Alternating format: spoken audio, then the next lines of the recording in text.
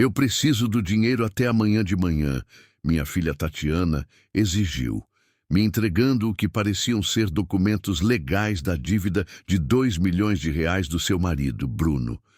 E não se esqueça, só em dinheiro vivo, Bruno acrescentou com aquele sorriso arrogante que eu passei a detestar. Eu simplesmente assenti, claro. 6 horas depois, eu estava no aeroporto internacional. Quando eles chegaram para pegar o dinheiro, encontraram apenas uma porta trancada e um pequeno pacote esperando. Ao abri-lo, a verdade os atingiu como um raio. Traição, consequência, justiça. A história começa agora. Por favor, inscreva-se no canal Histórias de Vingança do Roberto e escreva nos comentários que horas são onde você está assistindo a isso agora. A campainha tocou 3 vezes seguidas, e cada toque mais impaciente que o anterior. Larguei meu uísque envelhecido e os relatórios financeiros trimestrais, já sabendo quem estava parando em minha entrada circular. Pela janela do escritório, eu podia ver a SUV preta deles brilhando sob as luzes de segurança. Tatiana só tocava a campainha daquele jeito quando queria dinheiro. Atravessei meu hall de entrada de mármore, passando por fotos de família que de repente pareciam relíquias de outra vida. Tatiana aos 6 anos, sem os dentes da frente, na apresentação de Natal da escola. Tatiana aos 18, na formatura do ensino médio com seu vestido azul. Tatiana aos 27, no dia do seu casamento na grande catedral do centro da cidade. Cada imagem agora parecia zombar da minha própria cegueira. Lá estava ela, com aquele sorriso calculado, aquele que não alcançava seus olhos há anos. Bruno pairava atrás dela, checando algo em seu celular com a intensidade de um homem assistindo a resultados de corridas de cavalo ou apostas de futebol. Nenhum dos dois parecia particularmente feliz por visitar a mansão. Pai. Tatiana me abraçou, demorando um pouco demais. O abraço pareceu ensaiado, como se ela estivesse fazendo um depósito emocional para um saque futuro. Bruno passou direto por mim sem sequer um cumprimento, suas botas de couro caras estalando contra o piso de pedra, enquanto ele se dirigia diretamente para minha poltrona de couro. Minha poltrona. Eu o segui até a sala de estar, notando como Tatiana ajustava nervosamente sua bolsa de grife, aquela de R$ 20 mil que eu havia comprado para ela no último Natal. Bruno já havia espalhado documentos sobre minha mesa de centro de madeira maciça, como se estivesse liderando uma reunião de diretoria. Tatiana sentou-se na beirada do sofá, seus dedos encontrando o colar de pérolas que eu lhe dera no seu aniversário de 30 anos. Ela sempre o tocava quando estava prestes a pedir algo. Posso oferecer algo para vocês? Água, uísque, chá gelado, sugeri, embora a hospitalidade fosse a última coisa em minha mente. Vamos direto ao ponto, Roberto, disse Bruno, sem desviar o olhar dos papéis. Temos uma situação, nem mesmo a cortesia de um senhor Mendes. Apertei meu copo de uísque com mais força e contei regressivamente a partir de 10. Uma técnica de controle da raiva que não estava mais funcionando muito bem. A voz de Tatiana ficou aguda. Outro sinal. Pai, você sabe que não viríamos até você a menos que fosse absolutamente necessário. Você sempre disse que a família vem em primeiro lugar e nós somos família. O que aconteceu com o imóvel de investimento?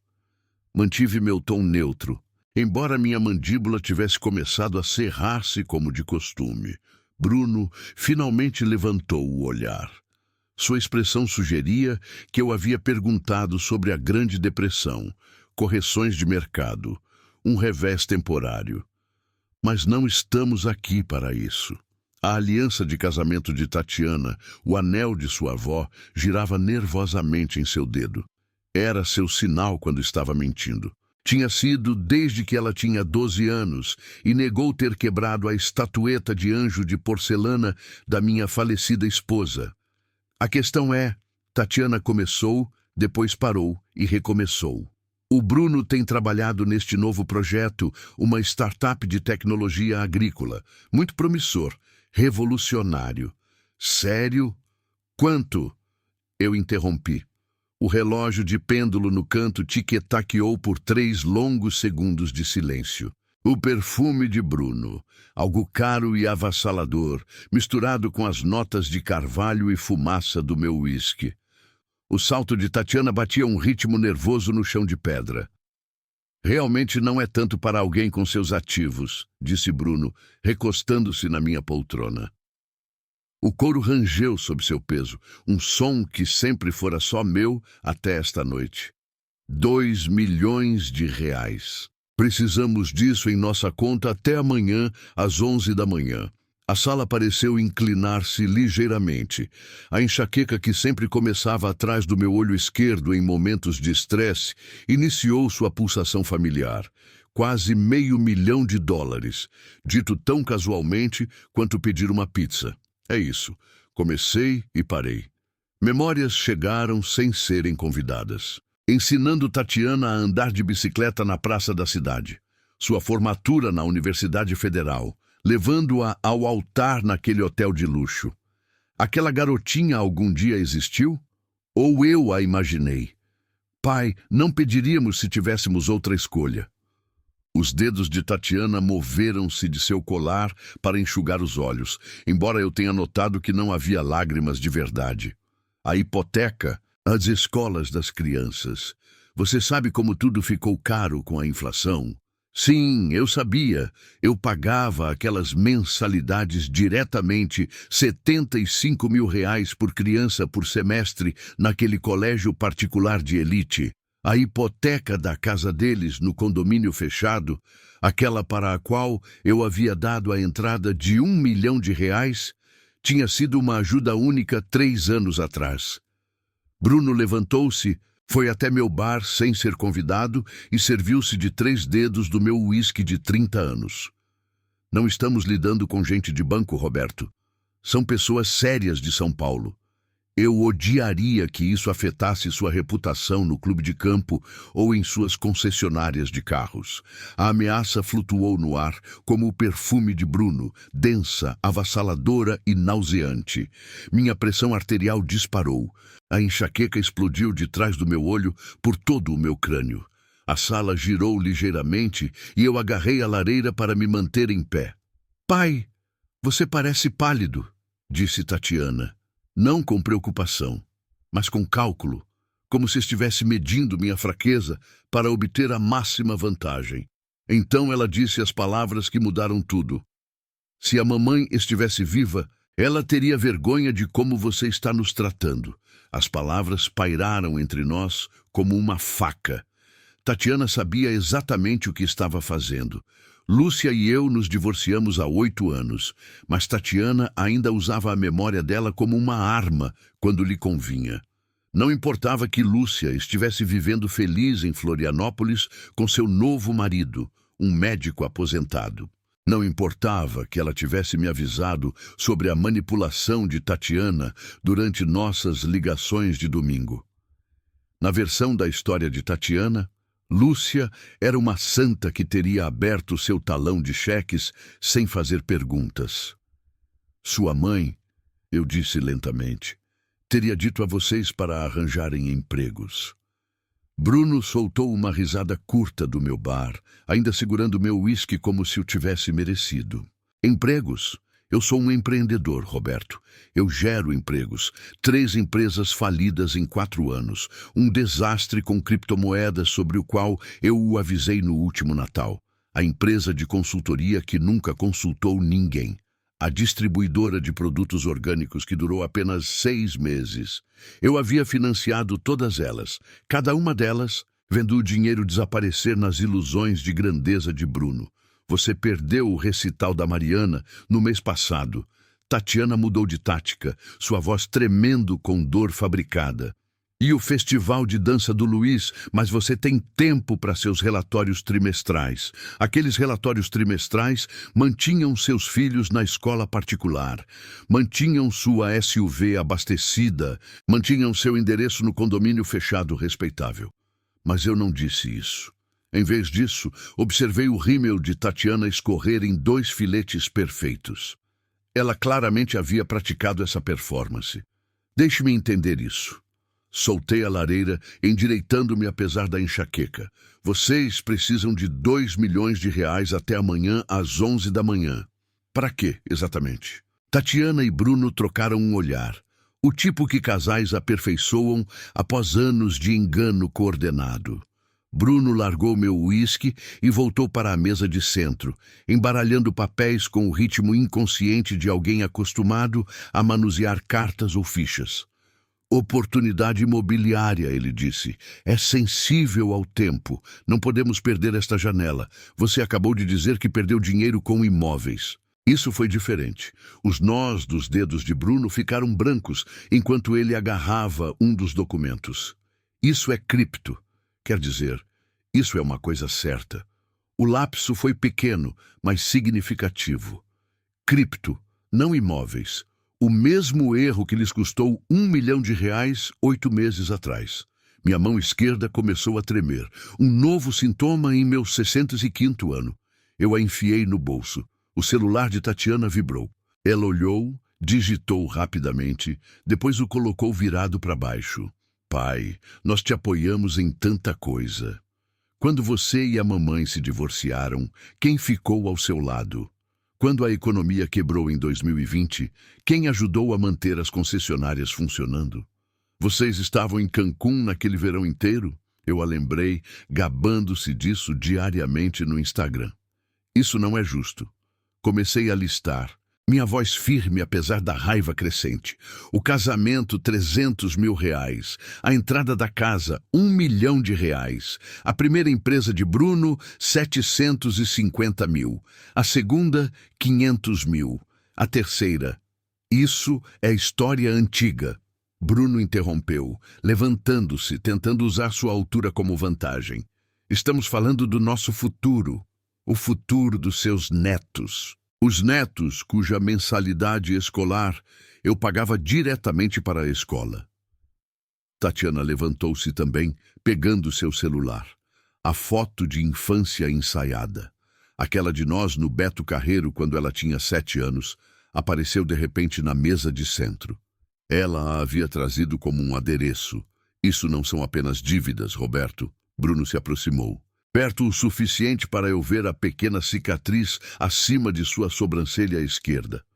São obrigações com pessoas sérias, com consequências sérias, até amanhã, às 11 da manhã, ou as coisas se complicam para todos. Sua reputação, as concessionárias, aquela bela associação no clube de campo. Você está me ameaçando na minha própria casa. Minha voz baixou para quase um sussurro. Estamos sendo honestos sobre a realidade, disse Tatiana, mas sua voz vacilou. Ela nunca me vira tão zangado, tão controlado. Pai, por favor, precisamos disso. Amanhã às 11 da manhã. Isso não é negociável. A sala parecia sufocante, apesar do ar-condicionado central. Minha enxaqueca latejava a cada batida do coração. O perfume de Bruno parecia engrossar o ar. As lágrimas calculadas de Tatiana haviam borrado sua maquiagem em algo quase teatral. Olhei para os dois, minha filha que se tornara uma estranha, e seu marido que nunca fingiu ser outra coisa senão um parasita. O relógio de pêndulo soou 9 vezes.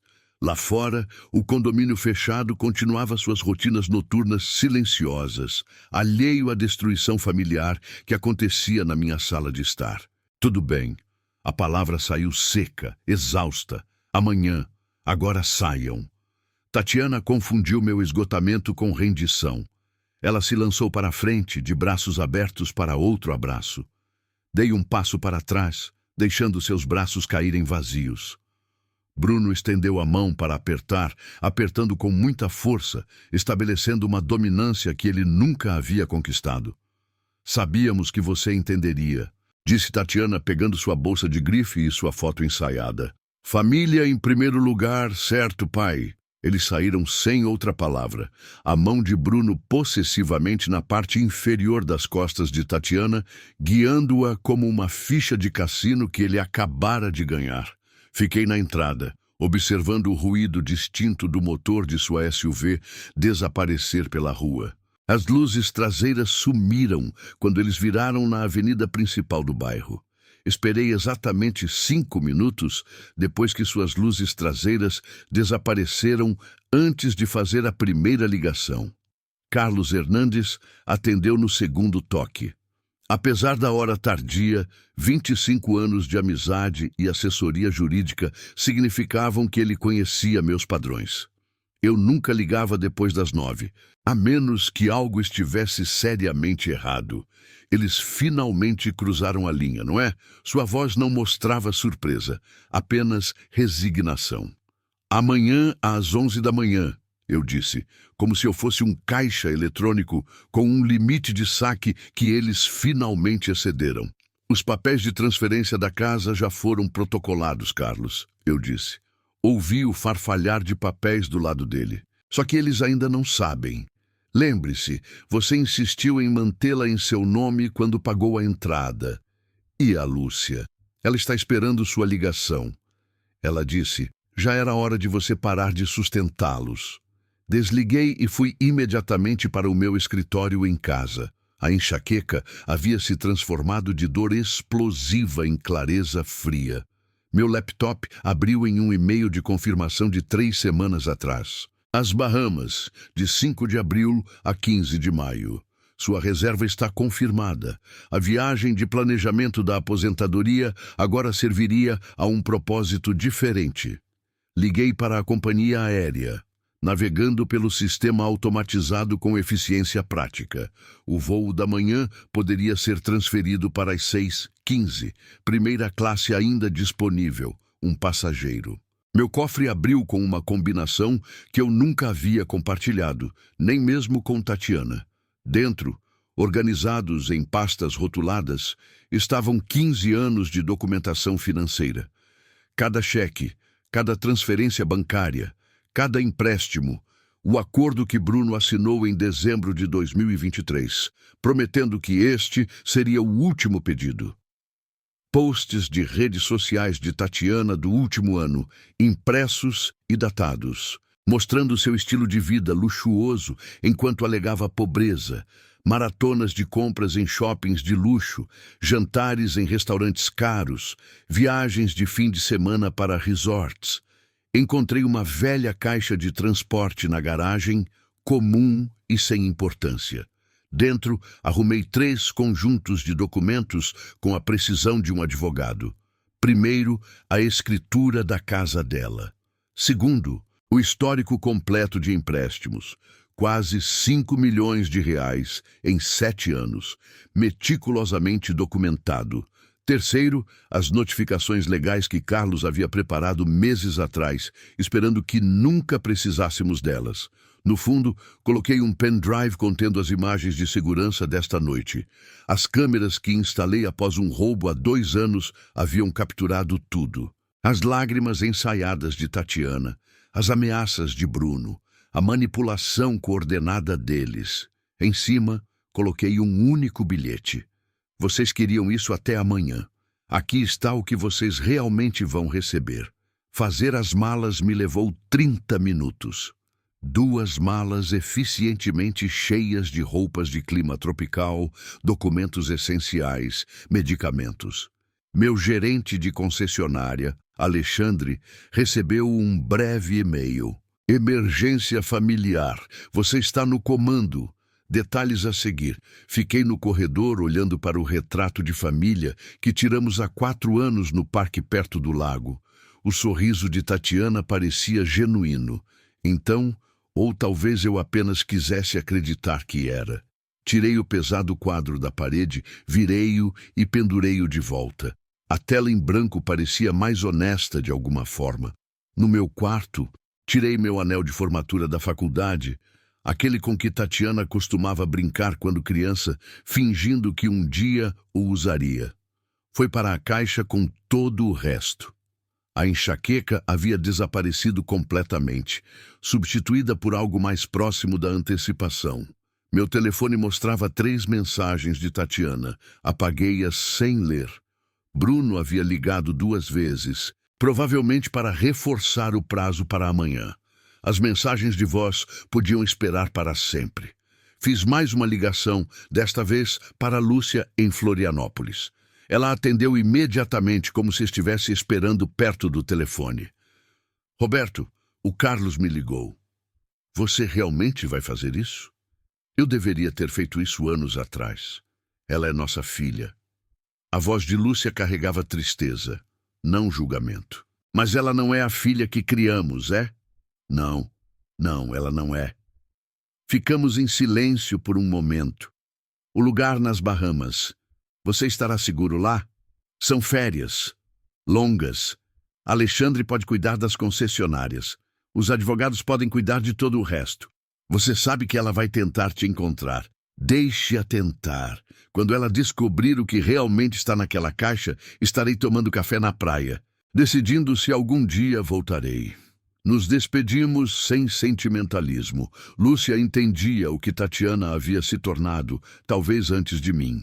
As mães sempre sabem. Às 11h30 da noite, eu estava na minha cozinha escura, bebendo água e estudando a geladeira coberta com os desenhos dos meus netos. Bonecos de palito rotulados, vovô e eu pescando. Um desenho a giz de cera da minha concessionária, com o trabalho do vovô rabiscado abaixo. Com cuidado, tirei o desenho da pescaria, dobrei-o e coloquei na minha carteira. As crianças não eram responsáveis pelas decisões de seus pais. Coloquei a caixa na mesa da varanda, onde eles certamente a veriam. A câmera da campainha capturaria sua reação quando a abrissem às 11h30 da manhã, esperando um cheque e encontrando, em vez disso, o desmantelamento completo de suas ilusões. O alarme estava programado para as 4h30 da manhã. 6 horas até minha nova vida começar. 6h30 até a deles desmoronar. O alarme cortou a escuridão exatamente às 4h30 da manhã. Sem botão de soneca, sem hesitação. Eu me treinei durante 30 anos de reuniões matinais na concessionária para acordar instantaneamente. Hoje, essa disciplina servia a um propósito diferente. A cafeteira ligou, já programada na noite anterior. Um café forte, do tipo que Tatiana sempre reclamava ser forte demais, quando ainda visitava para o café da manhã. A caneca de cerâmica aqueceu minhas mãos. Um presente de aniversário dela, 10 anos atrás, quando ela ainda se lembrava dessas datas. Pela janela da cozinha, o horizonte da cidade começava seu lento despertar. Prédios de escritórios acendendo andar por andar, enquanto a maior parte da cidade ainda dormia. Movi-me pela minha casa com precisão deliberada, documentando cada cômodo como um detetive em uma cena de crime. O quarto principal ainda tinha o retrato do pai de Lúcia. Tatiana sempre o quis. Ela simplesmente nunca pediu com educação suficiente para recebê-lo. O quarto de infância dela, convertido em escritório há muito tempo, ainda exibia seus troféus do ensino médio. Campeã nacional de debate, excelência acadêmica, a filha que eu criei versus a estranha que exigiu dinheiro 12 horas atrás. A área da piscina parecia serena à luz do amanhecer. Eu ensinara a Tatiana a nadar ali, seu destemido mergulho de 4 anos. Em julho passado, Bruno ficara bêbado em nossa comemoração de 7 de setembro. Ele caiu totalmente vestido e depois me culpou pela localização da piscina. Mesmo assim, eu lhe dei o cheque para seu relógio de grife arruinado. O carro ganhou vida na garagem. Escolhi o sedã em vez do carro esportivo. Bruno tinha muitas memórias naquele carro, muitas suposições sobre herança. As ruas do condomínio exclusivo estavam vazias, exceto pelos caminhões de lixo iniciando suas rotas de sábado. Passei pelo condomínio de Tatiana, todas as casas escuras, pacíficas. Eles estavam dormindo, provavelmente sonhando com maneiras de gastar meu dinheiro. O rádio tocava rock clássico. Uma banda familiar encheu a cabine. Na intersecção das principais avenidas, pensei em ligar para Lúcia, mas decidi não o fazer. Carlos conduziria essa conversa melhor do que eu. A rodovia se estendia à frente, quase vazia. Passei por 3 das minhas concessionárias, seus pátios cheios de estoque que em breve seriam responsabilidade de Alexandre. A unidade principal ainda tinha minha foto no saguão. Isso teria que mudar. Perto do centro da cidade, notei o cassino favorito de Bruno, onde suas conexões de jogo se congregavam, onde toda essa confusão realmente começou. Obras na avenida principal forçaram um desvio para outra rua. A cidade onde construí meu negócio por 3 décadas parecia diferente na escuridão do amanhecer, como um cenário preparado para uma peça na qual eu não atuaria mais. O escritório de Carlos ocupava o 13º andar da torre da cidade. Às 5h30 da manhã, o prédio estava quase vazio, exceto pela segurança e pelos obsessivamente ambiciosos. Carlos estava esperando na sala de conferências com Marta, sua assistente jurídica, documentos espalhados na mesa com precisão militar, uma caixa de donuts no centro, nossa tradição para negócios importantes desde 2001. Você parece surpreendentemente bem descansado, observou Carlos, deslizando a procuração pela mesa. A primeira boa noite de sono em meses. Assinei com a caneta tinteiro do meu pai, aquela que Tatiana não sabia que existia. Escopo limitado, vejo. Expira em 60 dias. Transferências de propriedade e reestruturação financeira apenas. Não posso deixar você vender meus órgãos, afinal. Minha tentativa de leveza caiu por terra. Nós 2 sabíamos que isso era uma cirurgia necessária, não vingança. Marta apresentou a documentação da propriedade com eficiência clínica. A parte interessante, Roberto, é o tempo. A transferência foi executada ontem às 4 da tarde. Isso foi 3 horas antes de eles chegarem à sua casa. 3 horas antes. A casa de Tatiana é legalmente sua, desde que ela assinou aqueles papéis em 2021. Ela nunca leu a 2ª página. A ironia era perfeita. Enquanto Tatiana dirigia para minha casa para exigir dinheiro, ela já havia perdido seu maior ativo. A casa da qual ela se gabava constantemente no Instagram, o símbolo de seu sucesso, nunca fora dela. O bloqueio financeiro executado à meia-noite, contas conjuntas congeladas, cartões de crédito em seu nome suspensos. A mensalidade escolar das crianças permanece em débito automático até dezembro. Não estamos punindo-as. Carlos pegou outra pasta, mais grossa que as demais, a opção nuclear. Como discutimos, dentro estão as transcrições das mensagens de texto de Tatiana para suas amigas, me chamando de caixa eletrônico ambulante e patético demais para dizer não. A nota promissória que Bruno assinou em 2023, jurando que esta era a última vez. O pendrive com as filmagens de segurança da noite passada. A performance inteira deles, capturada em alta definição. O acordo pré-nupcial que Bruno assinou. Carlos continuou. Inclui uma cláusula de vício em jogo. Página 47, subseção 3. Ele não sabe. O advogado dele estava de ressaca demais para ler até ali. Ele chegou à assinatura cheirando a tequila às 2 da tarde. Marta parecia desconfortável. Senhor Mendes, isso é notavelmente completo. 5 anos de preparação, respondi. Eu só esperava nunca precisar disso. Carlos pegou uma caixa de transporte idêntica à que estava na minha varanda. Você tem certeza? Se ela não encontrar a sua, esta vai para o escritório dela na segunda-feira junto com isso. Ele revelou fotos. Bruno no cassino na semana passada. O carimbo de data e hora, claro. As perdas visíveis em seu rosto. A Lúcia sabe? Ela sabe há meses. Ela ajudou a documentar tudo. Ela está tão cansada de sustentar Tatiana quanto você. A propriedade nas Bahamas, comprada através da entidade offshore, completamente protegida. Mesmo que Tatiana se torne ambiciosa com advogados, ela não pode tocá-la. Assinei o último documento, minha mão tremendo ligeiramente sobre a dissolução do fundo fiduciário de Tatiana. 20 anos de planejamento para o futuro dela, dissolvidos com uma única assinatura. Carlos notou o tremor. Uísque. Ele apontou para a gaveta de sua mesa. Outra tradição. Não, preciso de uma cabeça clara para o voo.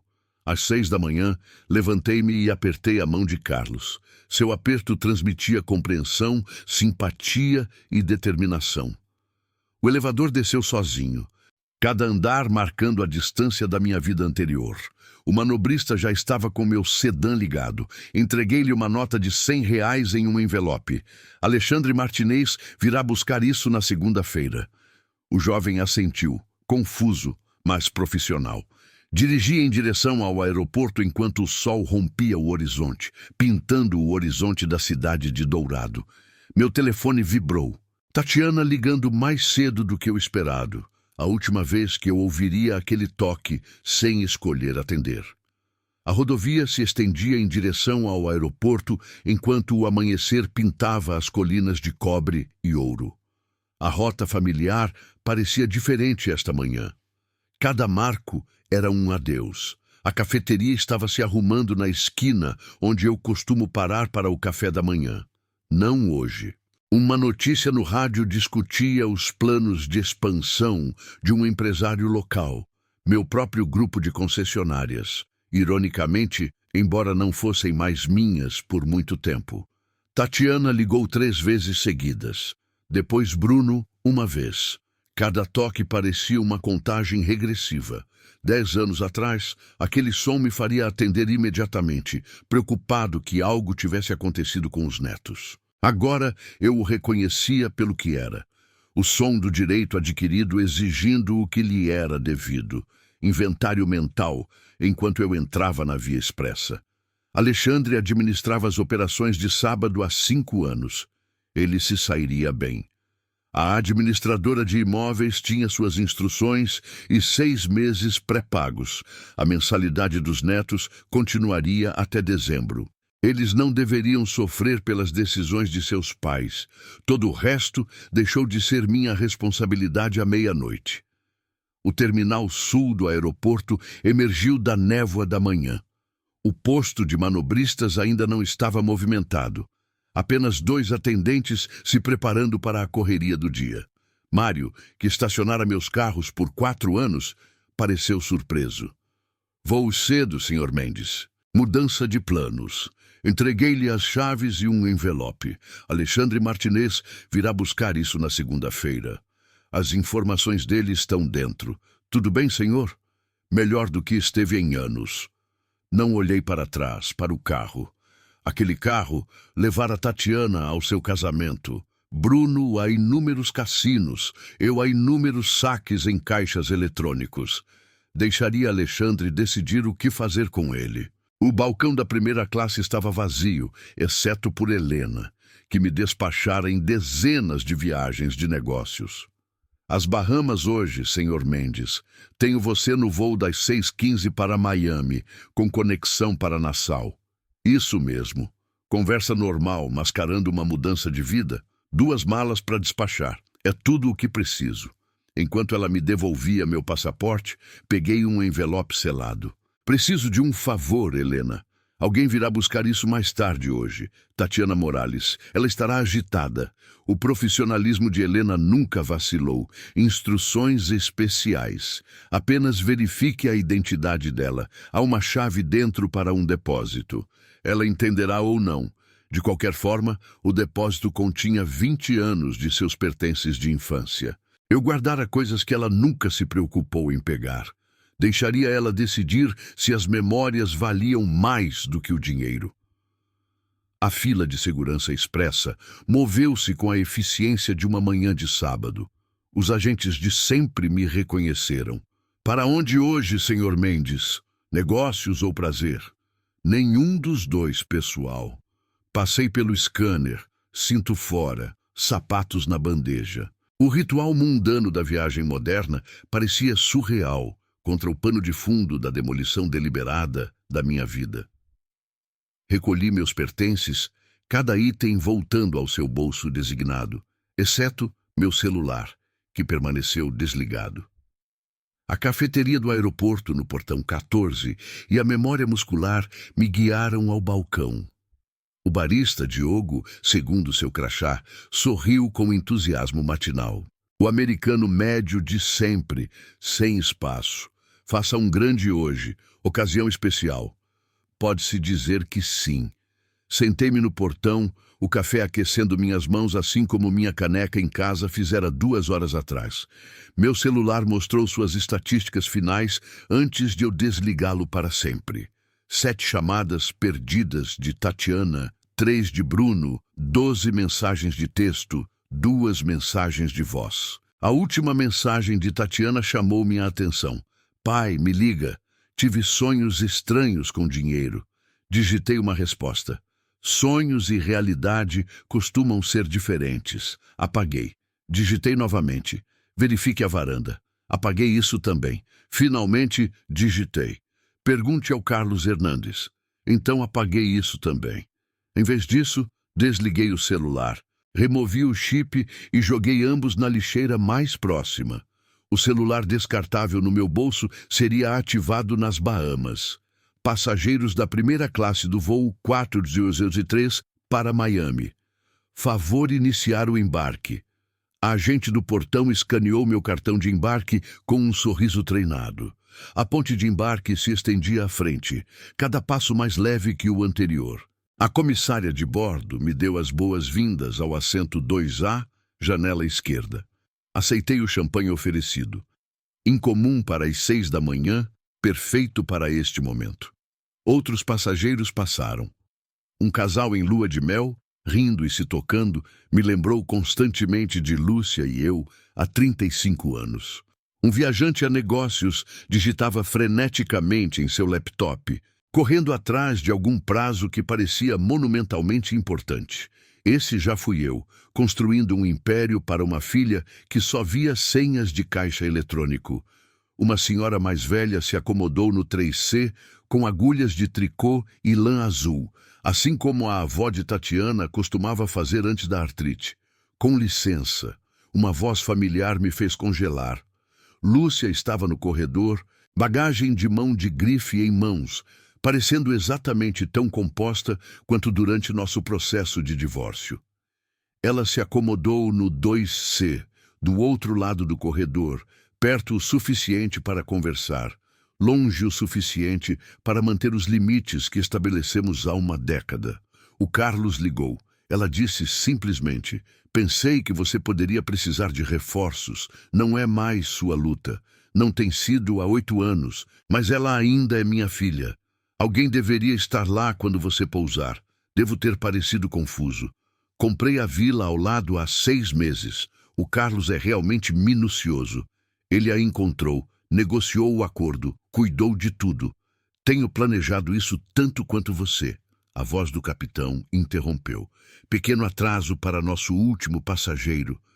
Meu peito apertou. Tatiana. Ela teria descoberto antes da hora. Bruno. A porta se abriu. Mas era apenas um empresário apressado, se desculpando enquanto se espremia em direção à classe econômica. Você contou a ela? Perguntei a Lúcia. Contou o quê? Que o pai dela finalmente parou de sustentá-la? Que o marido dela é um parasita? Que ela se tornou exatamente o que juramos que nunca se tornaria? Não, Roberto. Ela vai descobrir por si mesma hoje. De fato, a porta se fechou com uma finalidade pneumática. 7:05. Início do recuo. 7:15. Motores ganhando vida. A aceleração me pressionando contra o couro que não cheirava ao perfume de Bruno ou ao de Tatiana. A cidade encolheu abaixo. As colinas e lagos que chamei de lar por 30 anos se tornaram geometria abstrata. Em algum lugar lá embaixo, o alarme de Tatiana estava tocando. Em 4 horas, ela chegaria à minha casa vazia. Em 5 horas, ela encontraria a caixa. Em 6 horas, minha vida anterior seria completamente desmantelada. A comissária de bordo apareceu com os cardápios do café da manhã. Negócios ou prazer? Ela perguntou com um sorriso. Ponderei a questão. Nenhum dos dois. É justiça, Lúcia riu. A primeira risada genuína que ouvi dela em anos. Esse é o Roberto com quem me casei. Bem-vindo de volta. A linha da costa desapareceu sob as nuvens. Exatamente às 11 da manhã, quando Tatiana esperava quase $500 mil, eu estava almoçando sobre o Golfo do México. Lúcia lia ao meu lado. Ambos finalmente livres da filha que amamos e perdemos. Anos antes de o dinheiro acabar, aprendi o que aconteceu a seguir da maneira como aprendi a maioria das coisas sobre a vida de Tatiana, de segunda mão, através de câmeras e testemunhas. Um pai assistindo à vida de sua filha como um documentário que não conseguia desligar. Carlos me enviou as filmagens de segurança 3 dias depois. Assisti em meu laptop da varanda nas Bahamas. As ondas do Pacífico forneciam uma trilha sonora estranhamente pacífica para o colapso de minha filha. O carimbo de data e hora mostrava 11:00 da manhã, exatamente quando a primeira mensagem de texto chegou. Sua transação foi concluída. Era Carlos confirmando que a transferência da casa havia sido registrada. Naquele exato momento, eu estava pedindo frutos do mar. E Tatiana provavelmente ainda estava dormindo para curar a ressaca que Bruno havia comprado com meu empréstimo anterior. Com base em sua rotina de sábado, Carlos também havia documentado isso. Tatiana saiu de casa às 10h45. A cobrança da cafeteria às 11h. 02 confirmou isso. Um café com leite de R$ 30 no cartão de crédito que eu havia cancelado à meia-noite. A recusa não seria registrada até segunda-feira, quando as autorizações do fim de semana fossem processadas, sua última compra com meu dinheiro. Dona Fernanda, minha vizinha há 12 anos, forneceu o próximo capítulo. Ela ligou para Carlos às 11h20, falando em seu português, preciso que anos de ensino haviam aperfeiçoado. Doutor Hernandes, eles estão aqui, Tatiana e o jogador. Eles não sabem que estou observando. As filmagens de segurança recomeçaram às 11h23. A SUV preta de Tatiana entrou na minha garagem com a confiança de alguém coletando sua mesada. Bruno checou seu celular. Carlos confirmou mais tarde que ele estava acompanhando os resultados do futebol, provavelmente planejando sua próxima aposta com meu dinheiro. Tatiana retocou o batom no espelho, o mesmo tom vermelho que usara para pedir seu primeiro carro aos 16, a entrada para seu casamento aos 27, a exigência de R$ 2 milhões ontem aos 34. Eles caminharam até minha porta como se fossem os donos. Bruno carregava uma maleta de grife vazia, R$ 10 mil no varejo, comprada com meu dinheiro em janeiro, vazia, esperando por um dinheiro que nunca viria. Tatiana tocou a campainha às 11h25:32. Um toque normal, não a pressão tripla e exigente de ontem.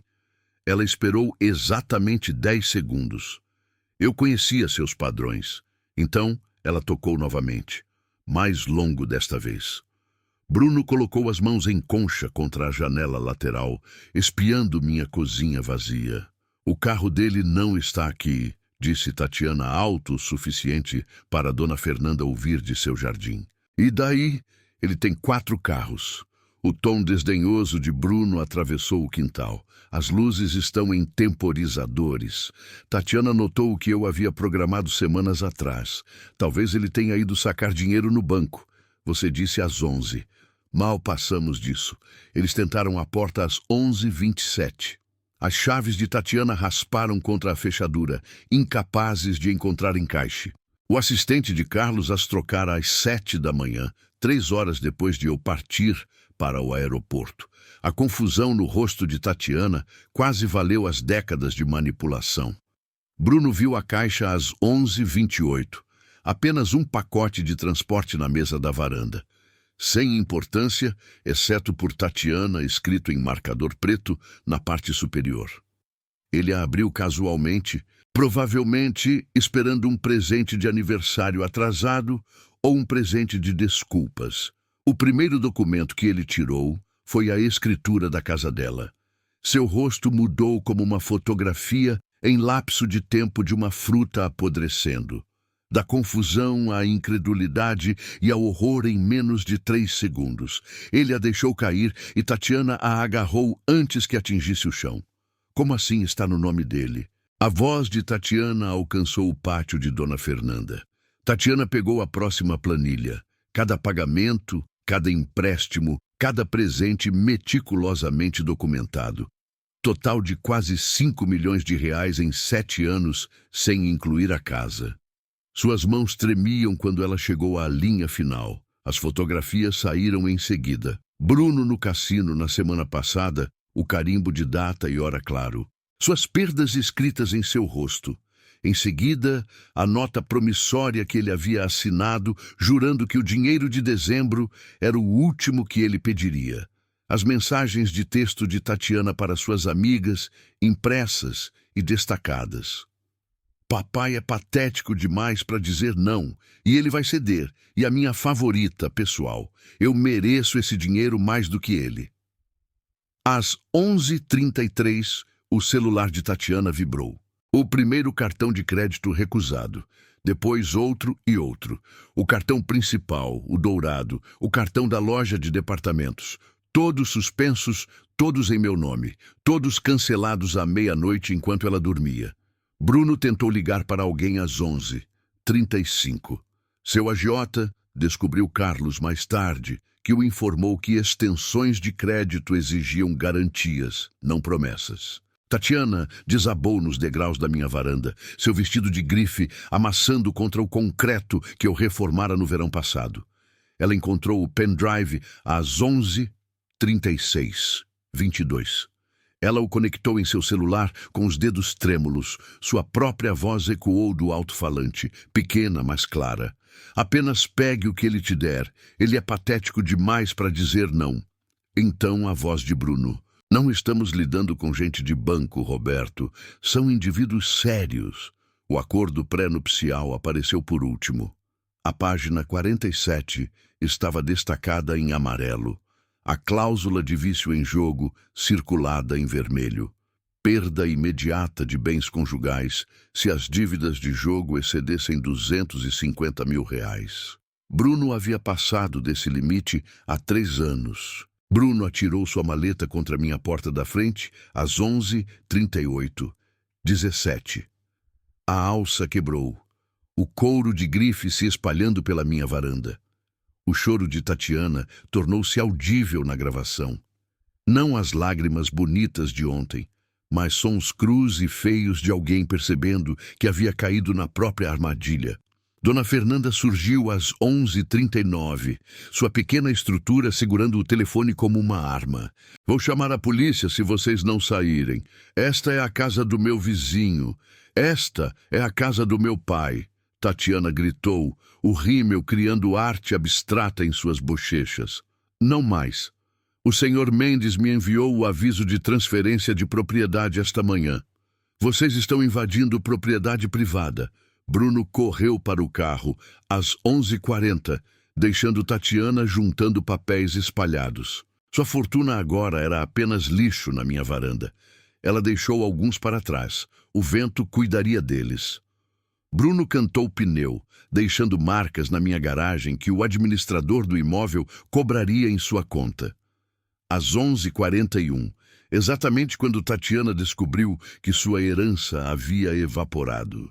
Eu estava observando o oceano de um restaurante à beira-mar nas Bahamas. O garçom acabara de me perguntar se eu estava comemorando um aniversário.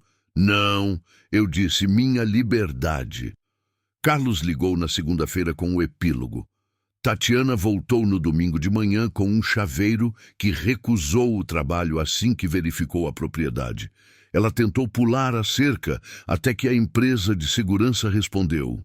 A polícia lhe deu um aviso por invasão. Bruno nunca mais voltou. Carlos ouviu dizer que ele se mudou para o apartamento do irmão em outra cidade. Os papéis do divórcio já estavam protocolados. 3 dias depois, sentado na minha varanda com Lúcia lendo ao meu lado, Carlos perguntou se eu queria ver a filmagem completa. Não, eu disse, observando os pelicanos planarem sobre a lagoa. Os gritos que eu ouvira por 5 anos estavam finalmente abençoadamente silenciosos. Carlos me enviou a filmagem do estacionamento. 3 dias depois, assisti da minha varanda nas Bahamas. Ondas suaves ao fundo, enquanto a vida da minha filha implodia no meu laptop. O carimbo de data e hora mostrava 19:00 de 4 de abril. Exatamente quando eu estava tendo meu primeiro jantar tranquilo em anos. Sua SUV entrou cantando pneu no estacionamento subterrâneo do prédio de apartamentos de Tatiana. Mesmo sem áudio, a linguagem corporal de Bruno gritava raiva.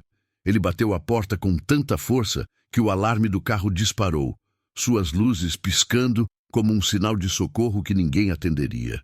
Tatiana o perseguiu até o elevador, agarrando aqueles documentos como provas em um julgamento de assassinato, o que, de certa forma, eram provas do assassinato de suas ilusões. O áudio do elevador do prédio, que o assistente de Carlos de alguma forma obteve, capturou a conversa deles com uma clareza devastadora. A voz de Tatiana estridente de traição. Você disse que era um investimento imobiliário comercial. A negação de Bruno veio rápida, desesperada. O cassino era apenas para aliviar o estresse, aliviar o estresse, aliviar o estresse. O som de papéis atingindo a carne, depois o agradável dingue do elevador, as portas se fechando sobre o choro cru de Tatiana. Por volta das 19h30, Tatiana iniciou uma transmissão ao vivo nas redes sociais que se tornaria lendária nos círculos sociais da cidade. O assistente de Carlos capturou screenshots de tudo antes que Tatiana a apagasse minutos depois. Lá estava ela, rímel criando arte abstrata em suas bochechas, taça de vinho tremendo em sua mão bem cuidada. Quando alguém em quem você confia te trai, ela segurou a escritura da casa em direção à câmera. Bruno visível ao fundo, jogando roupas em uma mala. Quando toda a sua vida é construída sobre mentiras, a taça de vinho voou pela sala, espatifando-se contra sua foto de casamento. Fim da transmissão. 47 pessoas assistiram Tatiana Morales, a socialite do condomínio exclusivo, se autodestruir em tempo real. 3 eram funcionários das minhas concessionárias, que imediatamente encaminharam a gravação para Carlos. A mãe de Bruno ligou para o meu escritório na segunda-feira de manhã. Sua mensagem de voz, preservada nos registros meticulosos de Carlos. Senhor Mendes, Bruno está desaparecido desde sábado à noite. Tatiana diz que você o sequestrou. Uma pausa pesada com um desespero maternal. Eu sei que parece loucura, mas você sabe onde meu filho está? Eu não sabia, mas sabia onde ele estivera. Bruno passara aquelas horas ligando para todos que conhecia com dinheiro. Amigos do clube de campo, colegas de faculdade, até o pai de sua ex-namorada. Cada conversa mais curta que a anterior, cada rejeição adicionando peso ao seu desespero. Sua mãe o ouviu dizer com a voz quebrada. Não é mais só sobre dinheiro, essas pessoas não brincam. Entre 20h30 e 22h00, Tatiana mergulhou fundo em conselhos jurídicos na internet. Seu histórico de buscas, visível porque ela usou minha conta de compras online para acessar o Wi-Fi, parecia um mapa da negação. Um pai pode pegar de volta uma casa doada? Como quebrar uma procuração? Prescrição de dívidas, doações financeiras, advogados de falência de emergência. Dívidas de cassino podem afetar a esposa. Advogado de divórcio barato, sem honorários iniciais. A última busca doeu mais do que o esperado. Não porque ela queria se divorciar de Bruno. Isso já estava anos atrasado, mas porque ela imediatamente foi procurar outra pessoa para financiá-lo. Isabela, a melhor amiga de Tatiana da faculdade, ligou para a Lúcia por volta das 22h00. Tatiana finalmente havia reproduzido o pendrive inteiro. Não apenas a gravação de ontem. 5 anos de reuniões de família, festas de aniversário e jantares de Natal, tudo gravado secretamente. A voz de Tatiana me chamando de caixa eletrônico ambulante em seu 13º aniversário.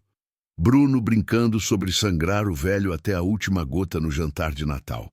Tatiana, instruindo Bruno sobre táticas de manipulação antes do nosso jantar de aniversário. O brinde em família, onde eles haviam agradecido zombeteiramente ao bom e velho papai. O banco da família. Ela tocou 3 vezes. Isabela disse a Lúcia, como se não pudesse acreditar que era real. A cascata de cartões de crédito começou exatamente às 22h17. Cada notificação de recusa apitando no sistema de monitoramento de Carlos. Cartão principal recusado, cartão dourado suspenso, cartão da loja inválido, até mesmo seu cartão da cafeteria desativado. Um entregador de comida registrou uma queixa no dia seguinte. Tatiana havia pedido R$ 200 em sushi, planejando pagar em dinheiro. Não havia dinheiro em casa.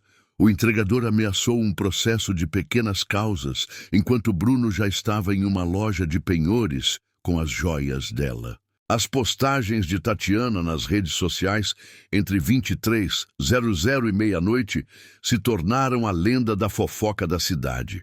Cada uma deletada em minutos, mas as capturas de tela se espalharam como fogo. Traída pelo sangue, quando seu pai escolhe dinheiro em vez de família. Alguém conhece advogados trabalhistas vendendo bolsas de grife, apenas ofertas sérias. Os comentários que ela não esperava chegaram imediatamente. Sua prima não estava furiosa, apenas sentada, observando as janelas escuras como se pudessem de repente se iluminar com perdão.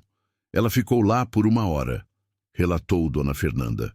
Quando finalmente saiu às 10 da manhã, parecia diferente, como se tivesse envelhecido 10 anos em 10 horas.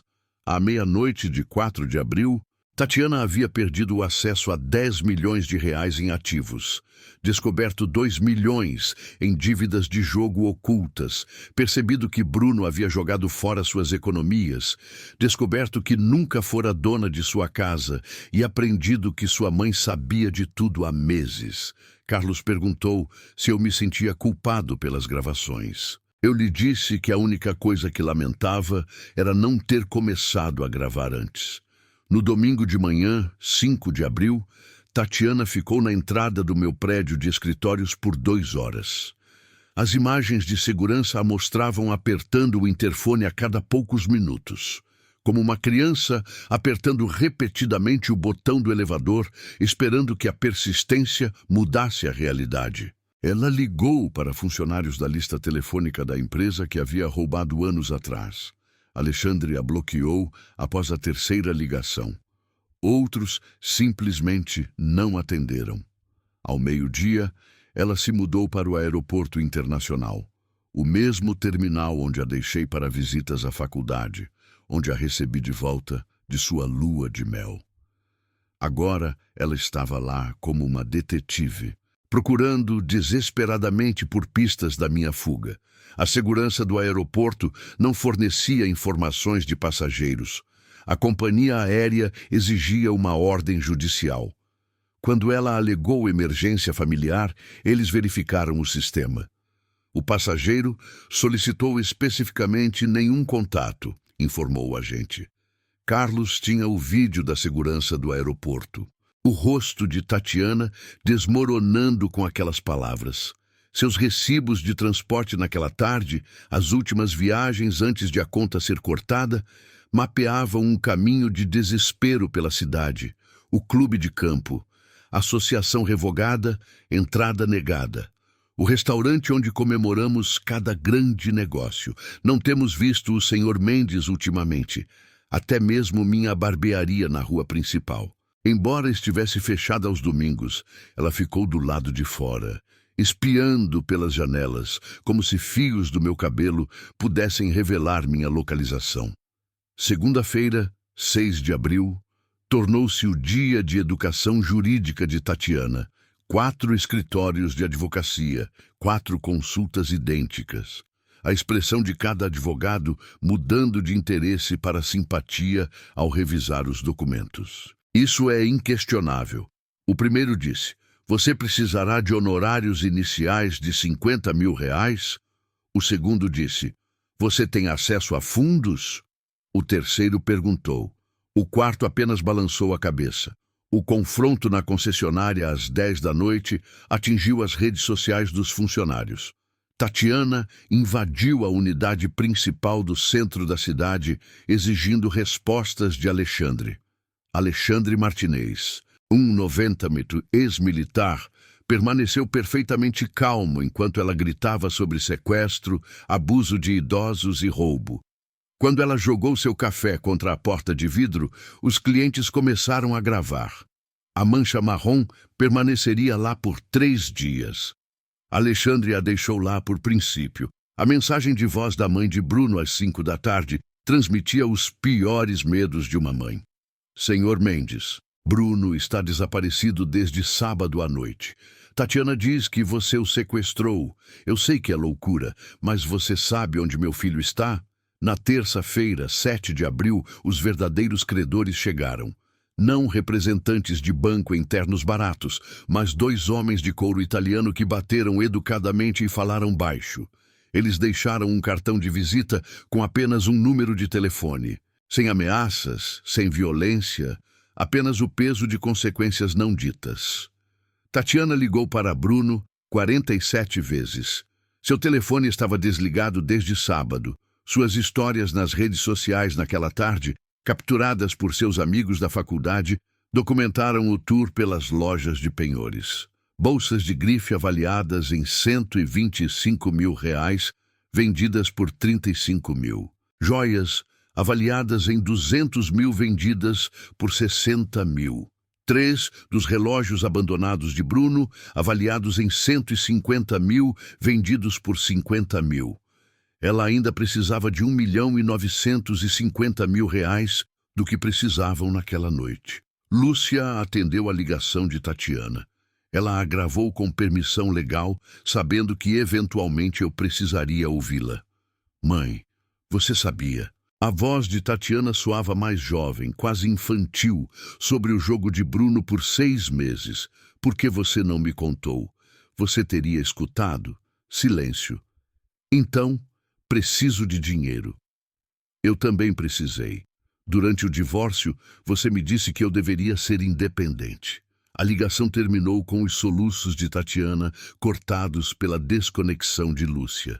Na quarta-feira, 8 de abril, Tatiana entrou no escritório de Carlos, usando o mesmo vestido de grife de suas postagens no resort na semana passada. A ironia não passou despercebida por Carlos, que a anotou em seu relatório. A mesma sala de conferências onde eu havia assinado os papéis, a mesma cadeira onde ela havia espalhado suas mentiras. Carlos mostrou a ela tudo com precisão clínica. A procuração que antecedia sua emergência, o rastro da escritura da casa, sua assinatura de 2021, nunca tendo lido além da página 2, declarações de imposto de doação provando que cada real era um presente, não sozinha. A nota promissória de Bruno, sua assinatura ousada e inegável. Ele é meu pai. O desespero de Tatiana rachou sua voz. Ele tem que me ajudar legalmente. Ele não tem. E o apoio aos netos? Fundos fiduciários em seus nomes apenas, intocáveis até os 18 anos. Isso é abuso de idosos. Ele tem 65 anos. Está em sã consciência. Ele partiu voluntariamente. Carlos acidentalmente deixou o relatório de crédito de Bruno visível em seu tablet. Os olhos de Tatiana se arregalaram ao absorver a catástrofe completa. 2 milhões de reais em dívidas de jogo. 900 mil em empréstimos pessoais que ela nunca soube. 450 mil em cartões de crédito que ele escondera. Até mesmo uma tentativa de segunda hipoteca em sua casa, negada devido a problemas de propriedade. O envelope final deslizou pela mesa de Mogno com uma promessa sussurrada. O senhor Mendes autorizou um último presente. Dentro, um cheque administrativo de 50 mil reais e um bilhete com minha caligrafia para um novo começo. Pai. Tatiana o rasgou ao meio. Os pedaços esvoaçaram para o chão como folhas mortas. Ela imediatamente perguntou se havia outro. Não havia. Nunca haveria. Enquanto isso, eu estava aprendendo danças locais com os nativos. Roberto Rico, eles me chamavam, rindo enquanto eu errava os passos. Minha pressão arterial havia caído 15 pontos. Eu dormia 8 horas seguidas. Não pensava em Tatiana há 2 dias, até que Lúcia a mencionou. Na quarta-feira à noite, Carlos relatou que Tatiana deixou seu escritório ao meio-dia. As imagens de segurança a mostraram sentada no saguão até o prédio fechar às 21h00. O segurança disse que ela perguntou se eu algum dia falava sobre ela. Ele mentiu, disse Carlos. Ela disse obrigada e saiu. Naquela noite, nas Bahamas, sonhei que estava ensinando Tatiana a andar de bicicleta novamente. Mas desta vez, quando soltei, ela continuou pedalando até desaparecer. O artigo do jornal local apareceu no meu feed em 15 de abril. Empresário local desaparecido após escândalo financeiro. Bruno Miller, 36, não era visto desde 6 de abril. A esposa registrou um boletim de ocorrência de desaparecimento. A polícia não encontrou evidências de crime. Seu carro no estacionamento de longa duração do aeroporto. Passagem para a Argentina comprada, mas nunca usada. Os credores retornaram ao apartamento de Tatiana em 16 de abril. Mais insistentes desta vez, segundo o boletim de ocorrência que Tatiana registrou, eles deixaram uma foto de fevereiro. Bruno no cassino. Fichas espalhadas na mesa. Devendo R$500.000. Tatiana pediu uma medida protetiva. O juiz perguntou sobre o dinheiro devido. Pedido negado. Sua venda de garagem naquele fim de semana se tornou entretenimento do bairro. A postagem no grupo de redes sociais, encaminhada pelo investigador de Carlos, pintava um retrato de declínio. Venda de mudança, tudo tem que ir. Móveis que já abrigaram galas de caridade, R$750. Tacos de golfe personalizados de Bruno, R$100. Porcelana de casamento, cristal de luxo, R$200 o conjunto. Seu vestido de noiva, preservado em papel sem ácido, sem compradores a qualquer preço. Um vizinho postou.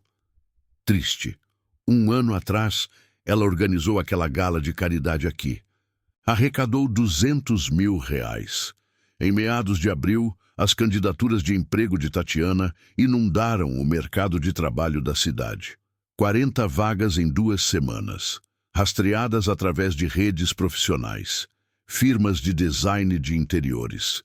Lacuna de emprego muito longa. Vagas de vendas super qualificada. Finalmente, uma grande loja de departamentos a contratou. A mesma loja, onde ela gastara milhares por mês. Salário inicial, R$15 por hora, mais comissão. O senso de ironia do universo permaneceu intacto. Em 18 de abril, um aviso de despejo apareceu na porta de seu apartamento. 3 meses de atraso na hipoteca. Bruno cuidava das finanças. Nunca mencionou a dívida crescente. Pagamento mensal de R$11.000. 60.000 devidos, mais taxas de atraso. Prazo final, 18 de maio. Pague ou desocupe. Ela descobriu isso ao voltar de seu primeiro dia na loja, ainda usando o crachá de funcionária que um dia ignorara nos outros. O processo de divórcio em 22 de abril parecia uma dissolução corporativa, abandono citado como causa, Bruno a ser notificado, localização desconhecida. O juiz permitiu a notificação por publicação em 3 jornais, custo de R$2.500. Tatiana não tinha. Ela usou seu desconto de funcionária para comprar um terno para o tribunal. As primeiras roupas que ela comprou com dinheiro ganho em 7 anos. Enquanto Tatiana se reconstruía das cinzas, eu estava construindo algo novo nas Bahamas. Meus dias desenvolveram um ritmo que eu havia esquecido que existia. Amanhecer com os pássaros tropicais, café observando a lagoa, mergulhos matinais em águas tão claras que eu podia ver meus pés. Almoço na barraca do Felipe, onde ninguém sabia sobre concessionárias ou filhas. As crianças locais me chamavam de Professor Roberto. Eu lhes ensinava expressões em inglês em troca de gírias locais. Seus pais me convidavam para jantares onde ninguém mencionava dinheiro, investimentos ou oportunidades. Conversas reais sobre pesca, clima e lendas da ilha. Ninguém pedia nada, exceto para passar o sal. Lúcia se interessou por mergulho, descobrindo peixes coloridos que nos faziam rir.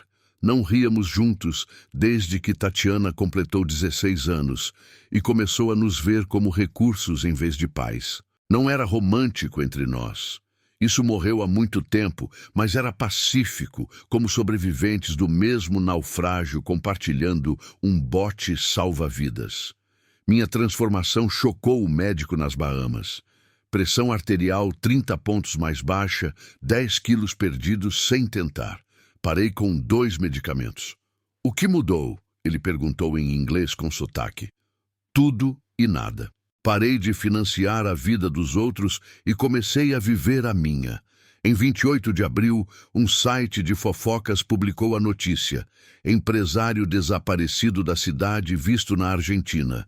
Bruno Miller trabalhando em um vinhedo em Mendoza com um nome falso. A foto o mostrava carregando caixotes, 7 quilos mais magro, sem aliança de casamento. Extradição improvável por dívidas civis. Tatiana comentou no artigo com apenas 3 palavras. Já vai tarde. Em 30 de abril, Tatiana finalmente usou a chave do depósito no aeroporto. Mário relatou o que ela encontrou. Todos os itens de infância que ela havia guardado. Álbuns de fotos que ela pensava ter jogado fora. As joias de sua avó, que se supunha perdidas no divórcio. Um título de capitalização de R$250 mil em seu nome, vencendo em 1 ano.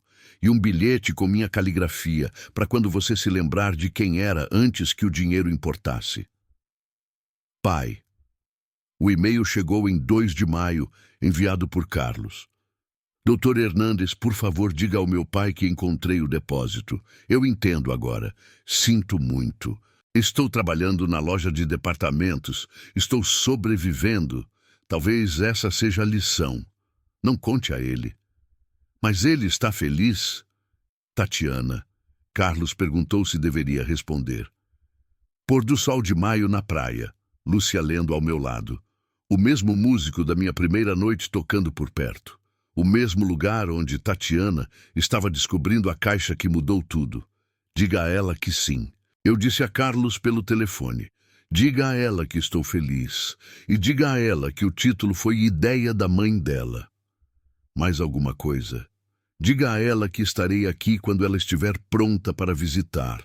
Mas ela paga sua própria passagem. Naquela noite, observei as famílias locais na praia. 3 gerações brincando juntas, ninguém olhando para celulares. Todos engajados em conversas reais. Pobres pelos padrões do meu país, ricos em todas as medidas que importavam. Tatiana enviou uma mensagem de texto a Carlos. Obrigada por me dizer. Talvez no Natal, se eu economizar o suficiente. A primeira vez em 5 anos que ela mencionou economizar para algo. Em 10 de maio, a banda de Felipe tocou no bar da praia. Eles dedicaram uma música ao Roberto Rico. Não a peça clássica desta vez, mas uma canção folclórica local, sobre um homem que encontrou um tesouro ao abrir mão de tudo. Lúcia traduziu com lágrimas nos olhos. Não era realmente sobre mim, era sobre todos os expatriados ali, todos fugindo de algo, todos encontrando outra coisa. Carlos ligou naquela noite para dizer que Tatiana havia vendido sua SUV, comprado um carro simples de 8 anos, aberto uma conta poupança, postado nas redes sociais sobre a dignidade do trabalho honesto. Devo continuar monitorando-a? Ele perguntou. Não, a lição foi aprendida. O ensino acabou. O aprendizado talvez esteja apenas começando. O aviso de despejo estava na porta de Tatiana, desde 18 de abril para 15 de maio. Carlos me disse que ela havia esgotado todas as opções, implorando a administração do imóvel, oferecendo pagamentos parciais, até tentando negociar com o proprietário do prédio. Ela nunca soube que eu havia vendido aquela propriedade para um fundo de investimento em janeiro, antecipando este exato momento. As imagens de segurança do prédio a mostraram alugando o menor caminhão de mudança disponível naquela manhã de sábado. Carregá-lo sozinha levou 10 horas. A senhora Peterson, de quem Tatiana reclamara por anos por causa de seus netos barulhentos, ofereceu ajuda de sua varanda. O orgulho de Tatiana, mesmo quebrado, não a deixou aceitar. Ela lutou com um sofá de couro que comprara com meu dinheiro, arrastando-o centímetro por centímetro até o caminhão, enquanto os vizinhos observavam de suas janelas.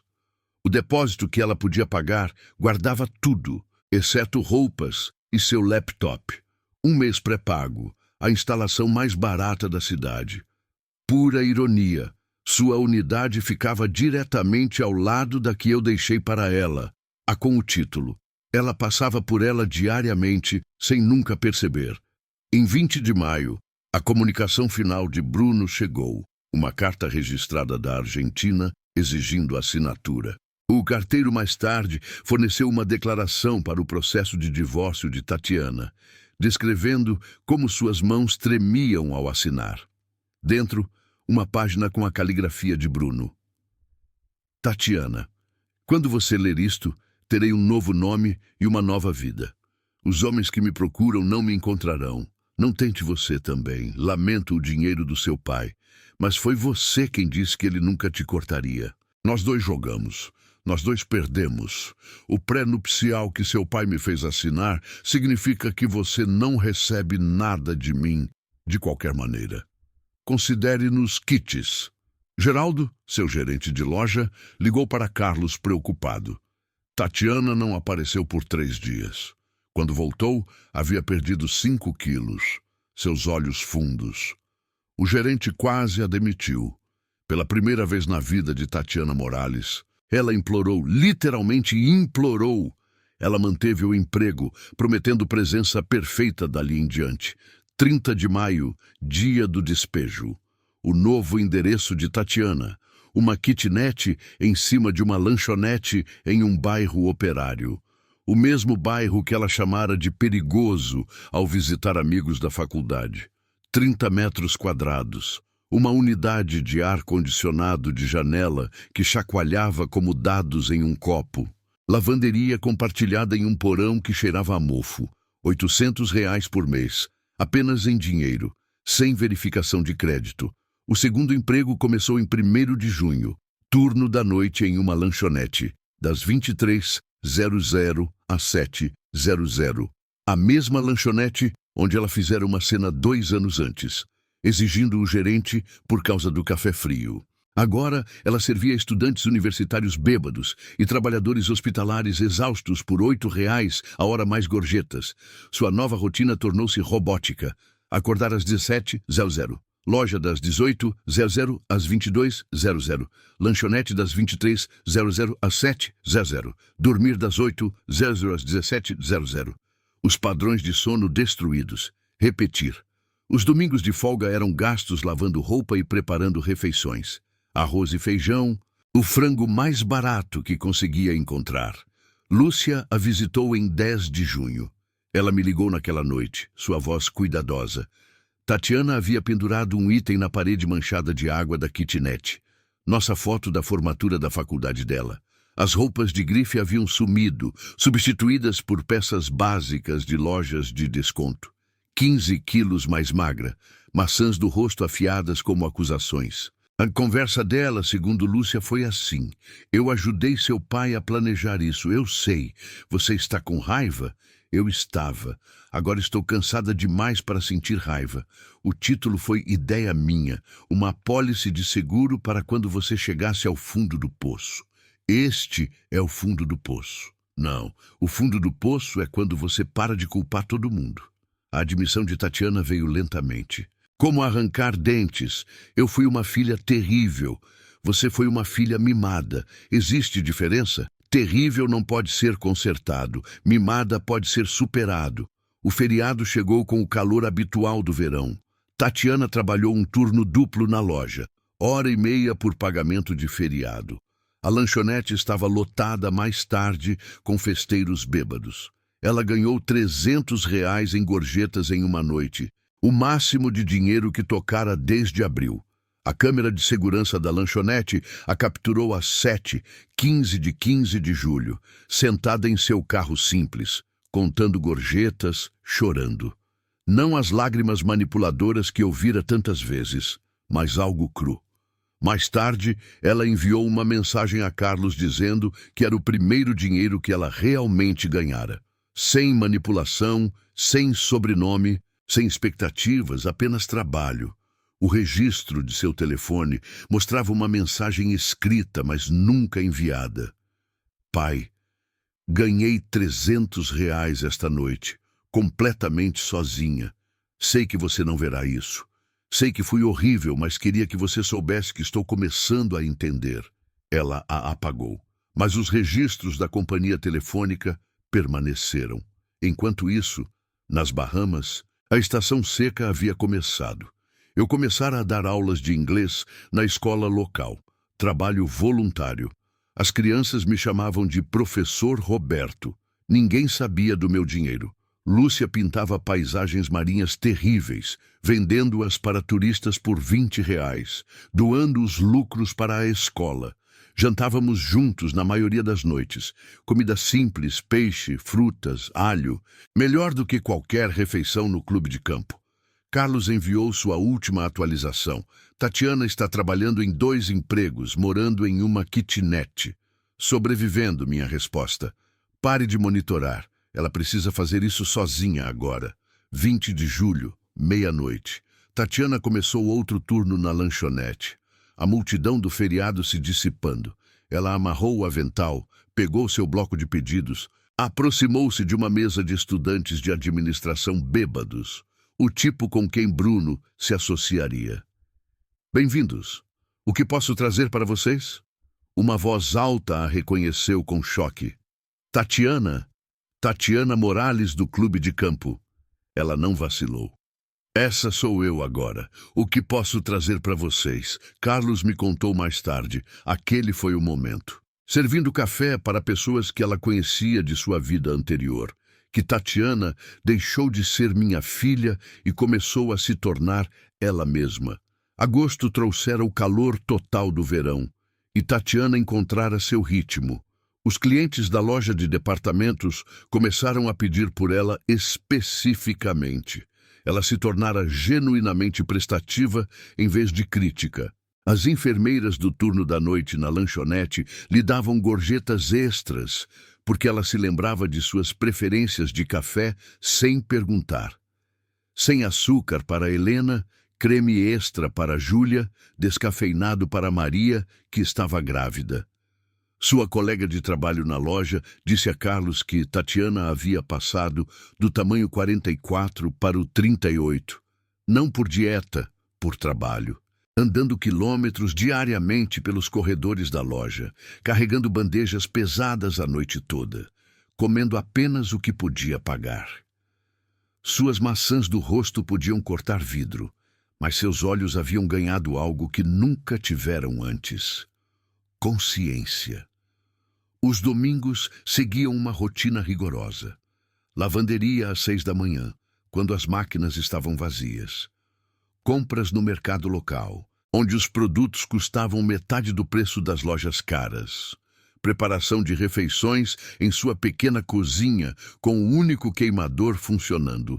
E então, inesperadamente, a biblioteca.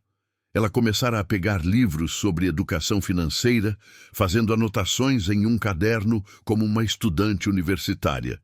10 de setembro, terça-feira, Tatiana verificou sua correspondência no saguão do prédio. Normalmente, ela recebia ofertas de cartão de crédito para pessoas com bom crédito que ela não tinha mais. Desta vez, um envelope creme sem endereço de remetente, carimbado das Bahamas. Ela se sentou nos degraus do saguão. Não podia esperar para chegar ao seu apartamento. 3 páginas da minha caligrafia cuidadosa, a mesma caligrafia que assinara cartões de aniversário e cheques por 34 anos. Tatiana, estou escrevendo isso em uma praia. Uma garotinha aqui me lembra de você aos 8 anos, destemida, curiosa, exigindo que o mundo se curvasse à sua vontade. A diferença é que ela também é grata. Eu não te culpo por se tornar quem você se tornou. Eu te criei. Toda vez que você chorava, eu assinava um cheque. Toda vez que você exigia, eu cedia.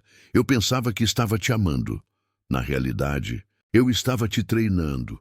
Sua mãe diz que você está trabalhando em 2 empregos agora. O bom trabalho ensina o que a herança nunca pode, que o dinheiro representa tempo, esforço, sacrifício. Cada real que você ganha tem um peso que meus presentes nunca tiveram. Não vou voltar como o homem que eu era. Aquele homem era um talão de cheques com um coração batendo. Mas posso voltar para conhecer a mulher que você está se tornando. A chave do depósito que você encontrou foi insistência de sua mãe. Ela disse que você precisaria de algo para se agarrar. O título vence em abril de 2026. Até lá, você terá aprendido a viver sem ele. Mas amor sem respeito é apenas pena. Conquiste meu respeito, Tatiana. Mais importante, conquiste o seu próprio. PS. Sua avó teria orgulho de você trabalhando na lanchonete. Ela era garçonete quando conheceu o vovô. Você nunca soube disso. Eu tinha vergonha demais para te contar. Agora tenho vergonha. Eu tinha vergonha. Tatiana carregou aquela carta no bolso do avental na semana seguinte. Sua colega na lanchonete disse que ela a lia nos intervalos, chorando no banheiro, não lágrimas de raiva, mas algo mais profundo. Ela começou a perguntar a seus colegas de trabalho sobre suas famílias, suas lutas, realmente ouvindo as respostas. Ela ligou para Lúcia sobre a revelação da avó. Por que ninguém me contou sobre a vovó? Você nunca perguntou sobre as lutas de ninguém, apenas sobre seus sucessos. O que mais eu não sei. Tudo o que importa. A transformação apareceu em sua avaliação de desempenho na loja. Tatiana se tornou nossa principal associada. Os clientes confiam nela. Ela se identifica com pessoas que economizam para compras especiais. Ela entende o sacrifício agora.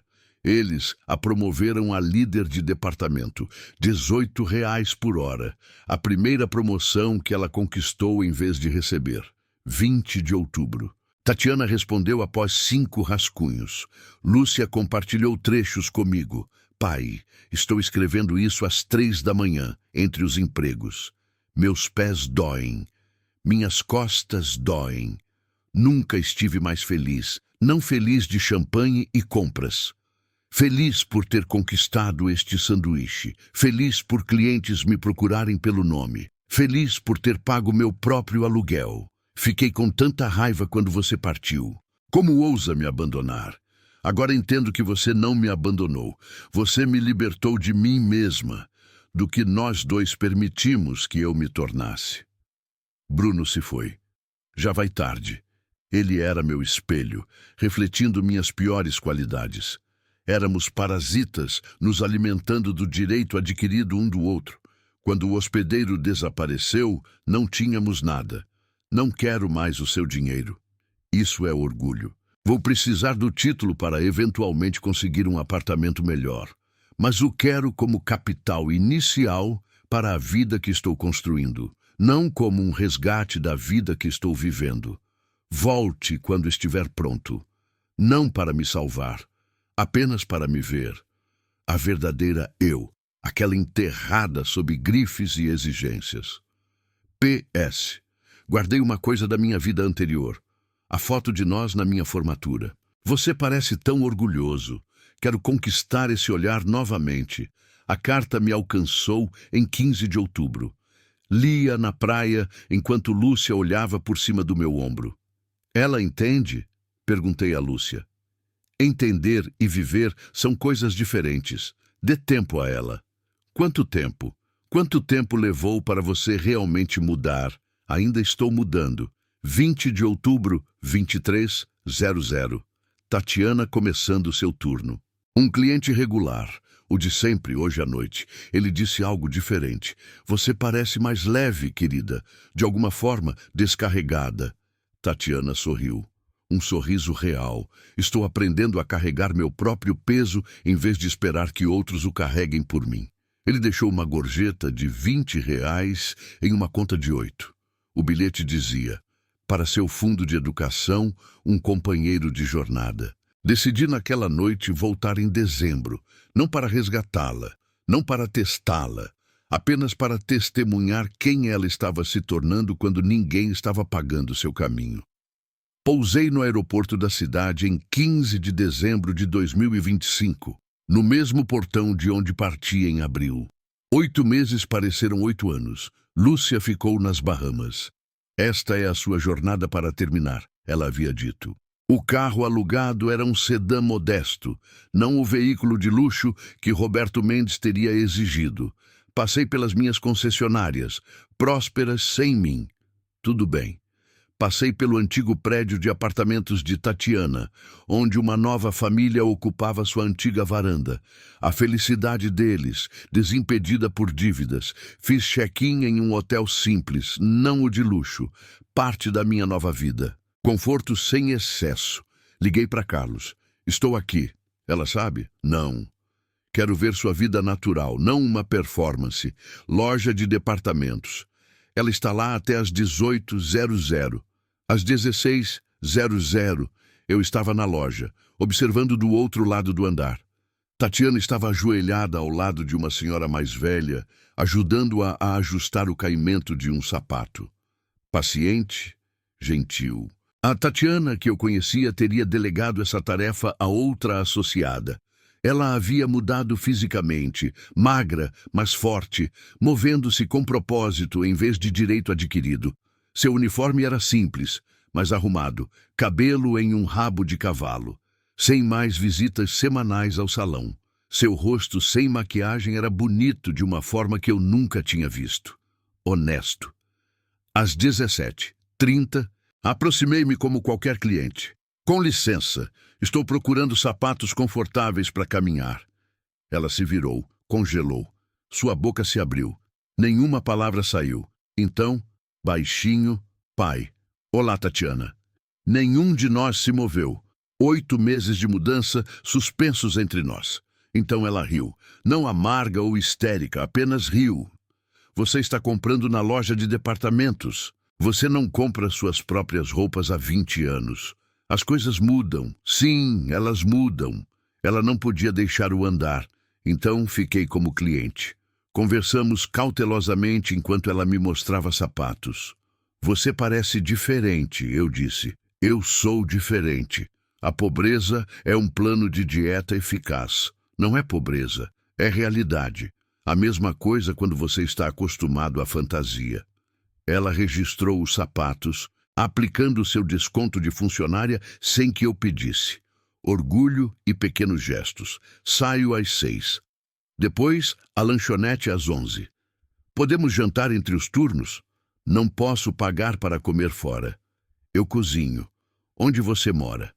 Ela hesitou, depois deu seu endereço. Não é o que você está acostumado. Nem eu. 18h30. Subi as escadas para sua kitnet. Ela trocara seu uniforme por jeans gastos e uma camiseta. Ambos limpos, mas claramente de segunda mão. O apartamento era minúsculo, mas impecável. Uma cadeira, um banquinho. Ela me deu a cadeira. Não é muito, ela começou. É seu. Isso faz com que seja tudo. Na parede, nossa foto de formatura na bancada. Minha carta em uma pequena prateleira. Livros de planejamento financeiro da biblioteca. Cozinhei macarrão com as compras que havia trazido. Básico, mas fresco. Ela me observou cozinhar algo que não fazíamos juntos desde que ela tinha 10 anos. Mamãe diz que você está dando aulas nas Bahamas, voluntário de espanhol para crianças locais de graça. As melhores coisas que fiz ultimamente foram de graça. Comemos em sua pequena mesa com pratos de plástico e garfos descasados. Melhor do que qualquer jantar no clube de campo.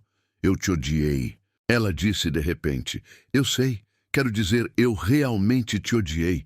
Queria que você estivesse morto. Eu sei. Como você pôde me deixar sem nada? Como eu poderia ter te deixado com tudo? Eu estava te matando. Estávamos matando um ao outro. Sim. O silêncio se instalou. Foi constrangedor, necessário. Às 21h00, ela precisava se preparar para a lanchonete. Tirei um envelope.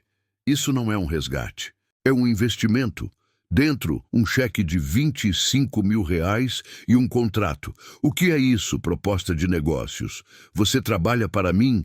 Não nas concessionárias. Novo projeto ensinando educação financeira para jovens adultos. Você conhece o custo de não saber. Não sou qualificada. Você é unicamente qualificada. Você esteve nos dois lados, rica sem entender, pobre com um despertar. Ela leu o contrato com atenção. Salário justo, sem tratamento especial, aumentos baseados no desempenho. Isso não é caridade, é negócio. Se você falhar, está demitida, filha ou não. E se eu tiver sucesso, então você terá tido sucesso. Às 22h30, ela teve que sair para a lanchonete. Ela me abraçou. O primeiro abraço real em anos, sem manipulação ou performance. Conexão. Vou te ligar amanhã depois de ler o contrato novamente. Leia 3 vezes. Essa é outra lição. Estou aprendendo. Nós dois estamos. 1 mês depois, Tatiana aceitou o cargo, mas manteve seus fins de semana na lanchonete por 6 meses. Ela queria um plano B. Inteligente. Seu primeiro workshop de educação financeira teve 12 participantes. 1 ano depois, ela estava palestrando em universidades. 2 anos depois, ela estava escrevendo currículos para distritos escolares.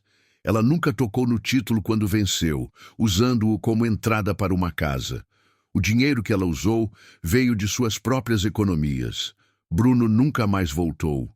O boato era que ele se casou com uma viúva rica em uma cidade vinícola. O ciclo se repetindo. Não é mais nosso problema. No jantar de Natal de 2026, Tatiana foi a anfitriã em seu novo e pequeno apartamento. Lúcia trouxe acompanhamentos. Eu trouxe vinho. Sentamos em torno de sua mesa de jantar de verdade. Tatiana ergueu seu copo d'água. Ela estava trabalhando naquela noite. A família, as lições aprendidas, Lúcia acrescentou, aos recomeços, eu finalizei. A riqueza conquistada, não herdada. Brindamos com copos apropriados e baratos, imperfeição perfeita. A fortuna que passei a vida construindo não era nada comparada à riqueza naquela pequena sala. O respeito de uma filha conquistado, não herdado, e o conhecimento de que às vezes o melhor presente que você pode dar a alguém é a chance de se salvar. Mas nossa história não terminou naquele Natal de 2026. Como todas as transformações verdadeiras, esta continuou a evoluir, surpreendendo a todos nós com sua profundidade. O programa de educação financeira de Tatiana cresceu além de nossas expectativas mais ambiciosas. Em 2027, ela havia se expandido de workshops de fim de semana para um currículo completo. Universidades começaram a convidá-la não apenas como palestrante convidada, mas como professora adjunta.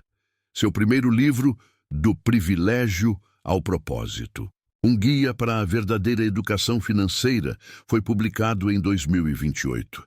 A dedicatória me fez chorar. Ao meu pai, que me ensinou que o amor às vezes significa deixar ir, e à minha mãe, que me ensinou que nunca é tarde para recomeçar. O livro se tornou um best-seller, não por marketing caro, mas pelo boca a boca. Os leitores se conectaram com a honestidade de Tatiana sobre seus erros. Ela não romantizou sua queda, nem dramatizou sua recuperação. Ela simplesmente contou a verdade sobre o custo de não entender de dinheiro e o custo de aprendê-lo. Em 2029, Tatiana havia estabelecido a Fundação Mendes para a educação financeira. Ironicamente, meu dinheiro finalmente foi para uma boa causa, financiando educação gratuita para famílias de baixa renda. Mas desta vez, Tatiana administrou cada real com a precisão de alguém que aprendeu seu valor através do suor. Os netos, Luiz e Mariana, agora adolescentes, passavam os verões conosco nas Bahamas. Não em um resort de luxo, mas na casa simples que Lúcia e eu havíamos comprado juntos. As crianças aprenderam espanhol com os locais. Pescaram em cais humildes e nunca souberam que seu avô já fora rico até terem idade suficiente para fazer perguntas. Vovô, perguntou Luiz aos 16, por que a mamãe sempre verifica os preços 2 vezes no supermercado se você tem concessionárias de carros? Tatiana e eu trocamos um olhar sobre a mesa de jantar. O momento havia chegado. Contamos a eles a história toda naquela noite. Não a versão suavizada para crianças, mas a verdade completa sobre perda, trabalho e encontrar dignidade em conquistar seu próprio caminho. Mariana, sempre a mais prática, perguntou: então, somos pobres ou ricos? Somos ricos nas coisas que importam, respondeu Tatiana, e inteligentes o suficiente para não esquecer isso. As crianças lidaram com a história melhor do que o esperado. Na verdade, sentiram orgulho de sua mãe. Luiz conseguiu seu primeiro emprego aos 17 anos, não porque precisava do dinheiro, mas porque queria entender o que sua mãe havia aprendido. Mariana começou um blog sobre finanças para adolescentes que se tornou surpreendentemente popular. Carlos me visitou nas Bahamas em 2030. Ele cuidara legalmente de nossa família por tantos anos que parecia mais um irmão do que um advogado. Algum arrependimento? Ele perguntou uma noite, sentado no cais, observando o pôr do sol. Apenas de não ter feito isso antes? Respondi sem hesitar. Tatiana está pensando em entrar na política. Ele me disse, educação financeira em nível nacional.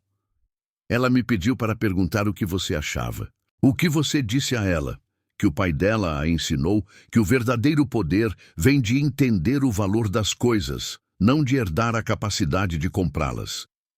Em 2031, Tatiana de fato entrou na política, não como a esposa privilegiada de alguém, mas como uma especialista reconhecida em educação financeira. Sua campanha para o Congresso Estadual foi financiada principalmente por pequenas doações de pessoas que haviam participado de suas aulas. Sua plataforma era simples: educação financeira obrigatória em todas as escolas públicas, proteção mais forte ao consumidor contra empréstimos predatórios e transparência nos custos universitários. Ela venceu por uma ampla margem. Lúcia e eu comparecemos à sua posse. Após a cerimônia, Tatiana me encontrou na recepção. Há algo que preciso te dizer, ela disse suavemente. O título que eu nunca usei. Os R$250 mil que venceram e eu guardei para a entrada da minha casa. O que tem ele? Doei tudo para a fundação, cada real. Queria que você soubesse. Por quê?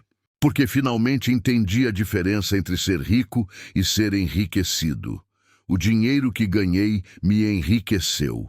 O dinheiro que você me deu apenas me tornou rico. E ser rico sem entender é apenas outra palavra para vazio. Naquela noite, liguei para meu consultor financeiro pela primeira vez em 5 anos. Jorge, preciso que você faça algo por mim. Qualquer coisa, Sr. Mendes. Quero estabelecer um fundo educacional. Cada real que ganhei naquelas concessionárias, quero que vá para financiar educação financeira gratuita no país. Mas há condições. Diga-me, Tatiana administra tudo. Cada real deve ser ganho através de trabalho ou mérito. Nenhuma bolsa de estudos concedida por sobrenomes ou conexões. Apenas por esforço e necessidade real. E ninguém pode saber que veio de mim até depois da minha morte. De quanto dinheiro estamos falando? Tudo. As concessionárias, as propriedades, os investimentos, tudo, exceto o suficiente para Lúcia e eu vivermos de forma simples e confortável até morrermos. Jorge permaneceu em silêncio por um longo momento. Sr. Mendes, isso são dezenas de milhões de reais. O dinheiro que deveria ter sido usado para educar desde o início, em vez de mimar. O fundo foi estabelecido em segredo. Tatiana nunca soube, até depois da minha morte em 2034, que todo o seu trabalho havia sido financiado pelo homem cujo dinheiro ela um dia desprezara.